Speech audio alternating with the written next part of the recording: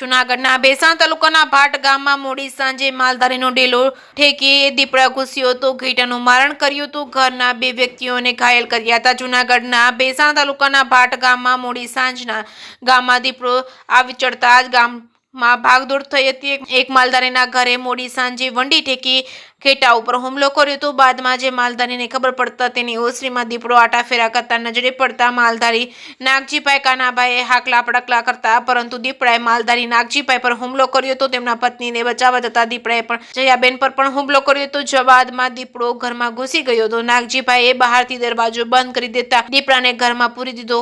બાદમાં ગ્રામજનોને જાણ થતા ઘટનાસ્થળે પહોંચ્યા હતા. બાદમાં બંને ઈજાગ્રસ્તોને પતિ પત્નીને 108 મારફતે જૂનાગઢ સિવિલ હોસ્પિટલમાં ખસેડવામાં આવ્યા. બાદમાં આગેવાનો પ્રવીણભાઈ વાઘેલાએ કિરીટ પટેલને જાણ કરતા તેમણે વન વિભાગને જાણ કરતા તુરંત જ આવી પહોંચ્યા હતા. મોડી રાત્રે વન વિભાગે રેસ્ક્યુ કરી દીપડાને મોડી રાત્રે પાંજરે પૂર્યો હતો. આ તકે વન વિભાગના આરએફઓ મિયાત્રા સાહેબ તેમજ ડોક્ટર કડીવાલ તેમજ વન વિભાગના સ્ટાફે ભારે જહેમત ઉઠાવી હતી. દીપડાને રેસ્ક્યુ કરી સકરબાગ ખાતે લઈ જવામાં આવ્યો હતો અને ગ્રામજનોને વન વિભાગની રજૂઆતો કરી હતી.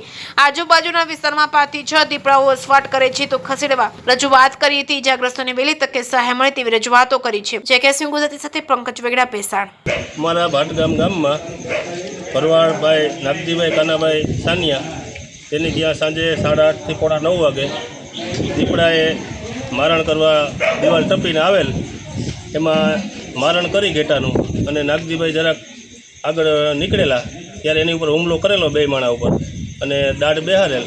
ત્યારબાદ અમે તાત્કાલિક કિરીટભાઈ પટેલને જાણ કરતા કિરીટભાઈ પટેલે તાત્કાલિક ડૉક્ટરને અને આરએફઓ ટીમને અહીંયાથી રવાના કરેલ અને તાત્કાલિક એમ્બ્યુલન્સની સુવિધા કરી અને હોસ્પિટલે અત્યારે તાત્કાલિક ત્યાં ટીમ સાથે રહી અને દાખલ કરાવેલ છે.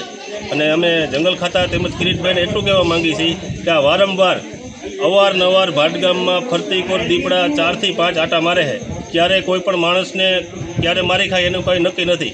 માટે આનું તાત્કાલિક કંઈક નિવારણ કરે એવી અમારી અપેક્ષા. ખાસ કરીને માલઢોરમાં શું નુકસાન છે?